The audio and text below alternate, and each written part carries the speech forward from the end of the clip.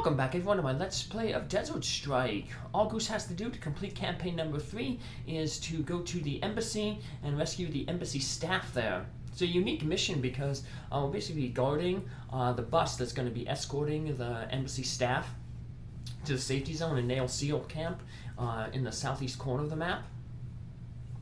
But before we actually rescue the embassy staff, we're going to go around and just destroy the enemies and the buildings that are in the blocks surrounding the embassy, because we won't really have time to do that while we're actually escorting the bus to safety. So there's the bus right there. In order to get the landing zone to appear around the embassy, we gotta destroy 3 of the helicopters that are flying around the embassy. One doesn't appear until we take out the first 2. So there's one on the right here, and there's gonna be one on the left. And then a third one will appear where the landing zone will appear, right there. Once you take them out, then the landing zone will appear. But we're not going to go, like I said, to the landing zone just yet. We're going to go around the city here and just destroy a bunch of buildings to uncover stuff. Because it will definitely be helpful when we're doing the escort mission.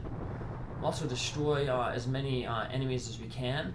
Some enemies will respawn, or new enemies will respawn when we're doing the escort mission.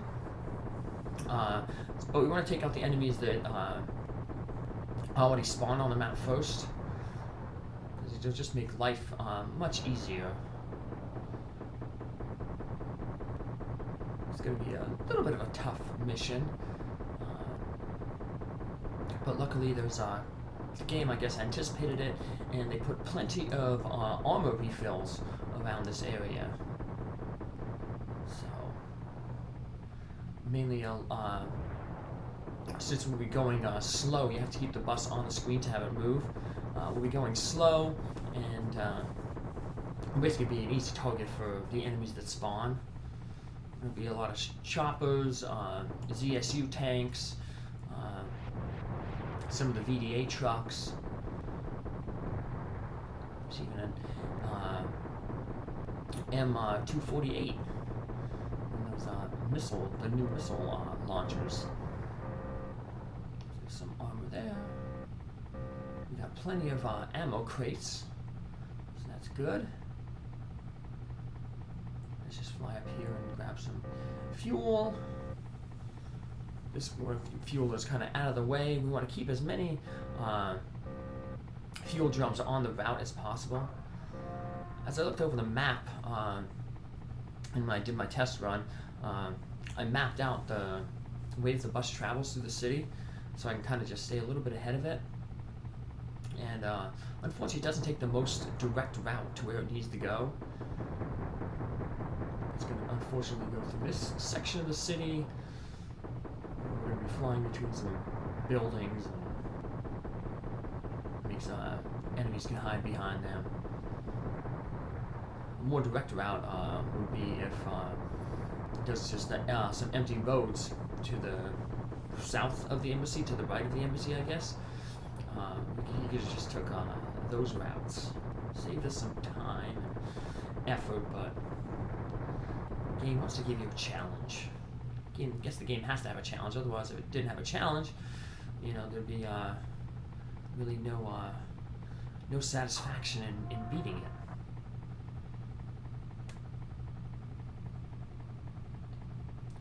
Just flying around, we're going to need some ammo. As you see, we're pretty much down.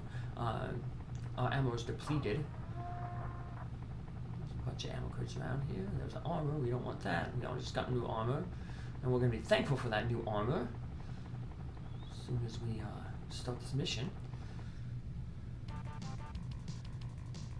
So I don't know why we didn't take out these guards before we land the chopper. We put our copilot in a lot of stress. Yes, we had air superiority. We should have just shot it from there, but now we take off, and you'll see a chopper will spawn.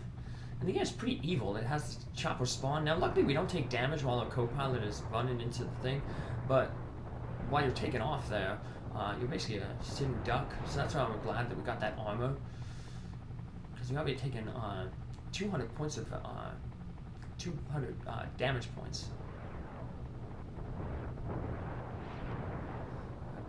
that chopper, and there's even more damage.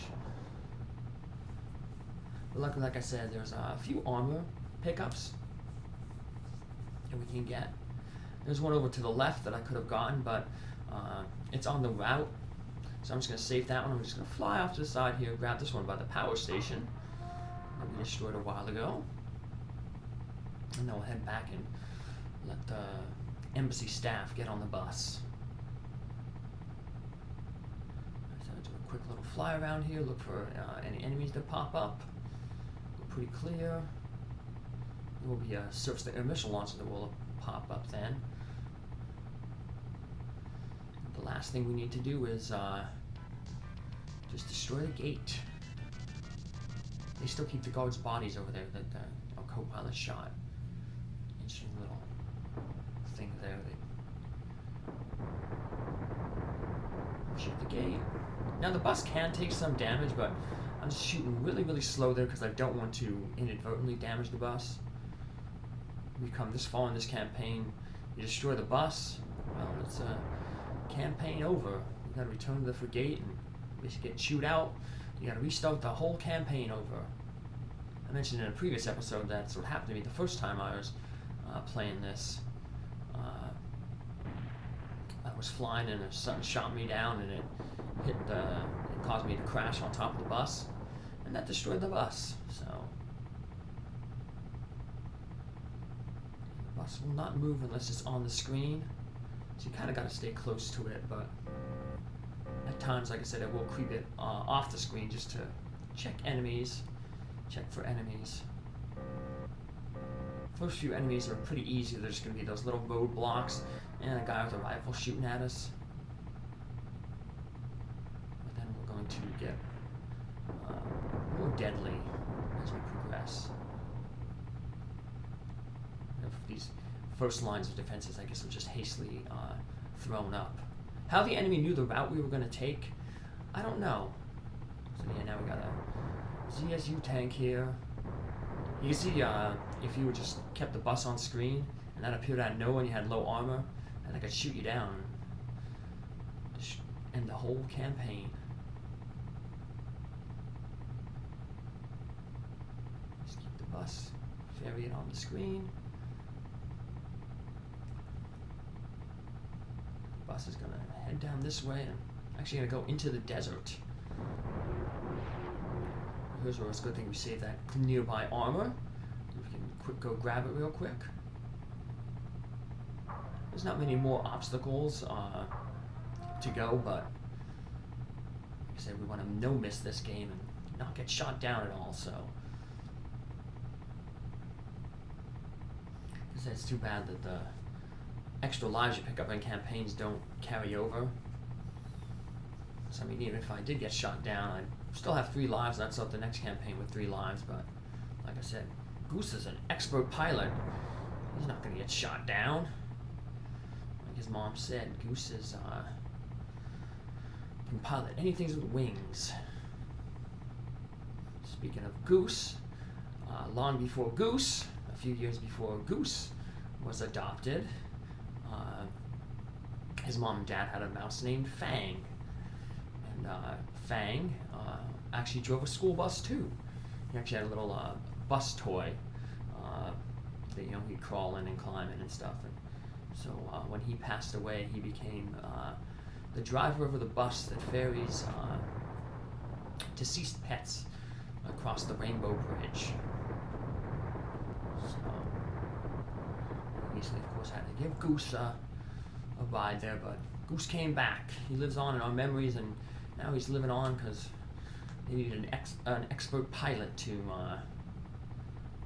save the world here. Who better to call than Goose? Currently, right now, they have two mice in Goose's family. One of them is Maverick, pilot Tom Cruise's character in Top Gun. Goose was this navigator in that movie. So that's really the last obstacle there for us. That little checkpoint. And Surface layer missile launcher there, the mobile M48. So now all I just gotta do is just escort the bus. It's just a matter of just waiting it out. Luckily the Navy SEALs were nice and they brought some fuel with them. So,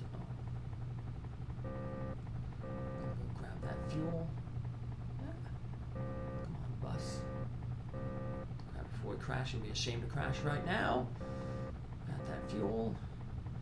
And then once the bus parks, you can actually take off. But I'm just gonna actually sit there and watch all the members depart. So I'm going to pull up. I'm going to grab your copilot and get an extra 1,000 points for doing that. And we'll just sit here and watch the embassy staff board, I guess, the C-130. Take off. I was in a C-130 when I went over to Iraq. Maybe in a bonus episode I'll share some photos of my time over there.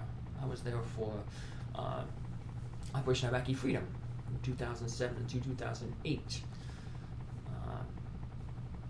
It's interesting, this game was kind of made after the first Gulf War, and I remember when that first Gulf War took place, I was with my brother and our two friends, Greg and Corey, and we were playing Micro Machines down our cellar basement.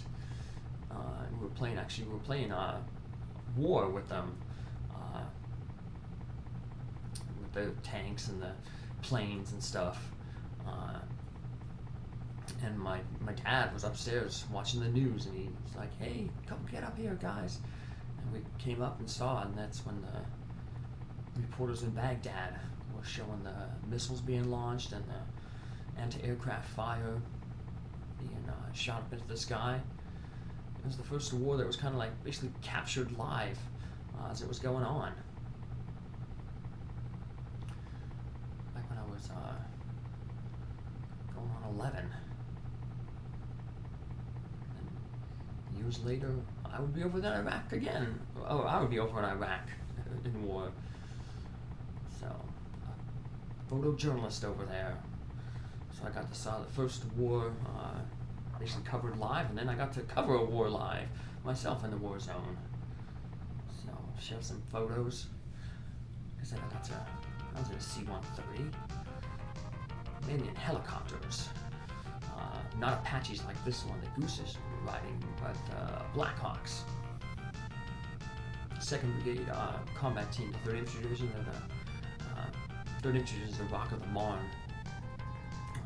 So that's their nickname. So the helicopters that would funnel personnel between bases and camps is known as the Marne Express. Spent a lot of time in Blackhawks going from place to place to report on things. There's also, ground convoys you went on too. You started transition from the Humvee vehicles to the MRAPs, the mine-resistant armor protector vehicles.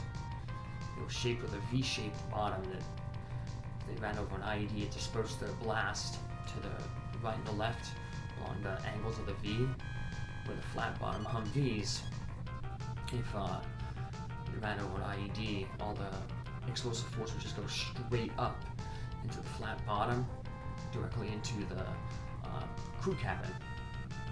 So it's just a way to make things a little bit safer. Here's somebody who's making the world not safe. The madman. That chopper team is destroying my forces. Should we surrender now? That would be a good idea. But, the madman, he's mad. He's not going to surrender. No, we must drop the big one now. I must do it myself. General, you mean you're going with the bomber? Yes, I will change history. We cannot turn back now. Here we are in the Gulf. Once again, we're going to get our mission brief for campaign number 4, the final campaign. It's going to be a short brief, though, not because the campaign is short, but a lot of our objectives are hidden, and you'll see that right here. Basically, he's only going to give us 2 objectives, and then the rest will be uncovered as we as we complete missions. Surprisingly, the map is only going to show us the first one, saving the oil fields. As he said, the rest of the missions are still unknown at this time, so we're flying by, flying blind, I guess. And just doing what they tell us as we go along. This one we can actually do missions out of order. There's quite a few that we can do out of order. I will be doing them in order though, but we're going to start with the oil fields here. Basically you have to, it's a two-part thing. All those red dots indicate where a ZSU tank is, and we have to destroy those ZSU tanks to keep them from destroying the towers where the oil is. And then we got to get some a crew down there. The crew is hiding by the dunes, as the mission says, but they're really far away from the oil field. They're up more toward that topmost landing zone. So, like I said, our first objective is to take out those ZSU tanks, and then we'll go get these commandos, drop them off, and then once we do that, then we'll get our updated missions and take it from there. New enemy here. More than 2 missiles. It has 100 more armor than the ZSU tanks that we'll be fighting. So, and this guy, that's invincible. I can't remember how Chopper made of invincible stuff. I guess that would take away the challenge of the game. And you heard I said about challenge earlier. So, take care. I challenge you to come back and watch my next episode. Have a good one. Thanks for following along. Bye.